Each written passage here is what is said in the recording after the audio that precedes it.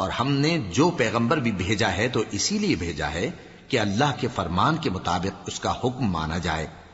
और ये लोग जब अपने हक में जुल्म कर बैठे थे, अगर तुम्हारे पास आते और अल्लाह से बख्शिश मांगते और पैगंबर भी उनके लिए बख्शिश तलब करते तो अल्लाह को मुआफ करने वाला बड़ा मेहरबान पाते। बस तुम्हारे परवरदिगार की कसम, ये लोग जब तक अपने तनाजुआत में तुम्हें मुंसिफ न बनाएं और जो फैसला तुम कर दो उससे अपने दिल में तंग भी न हो, बल्कि उसको खुशी से मान लें, तब तक मोमिन नहीं होंगे।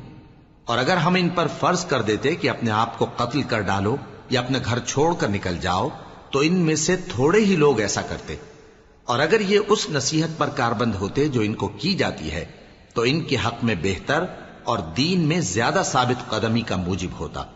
और उस सूरत में हम इनको अपने हाथ से अजर अजीम भी अता फरमाते और इनको सीधा रास्ता भी दिखाते।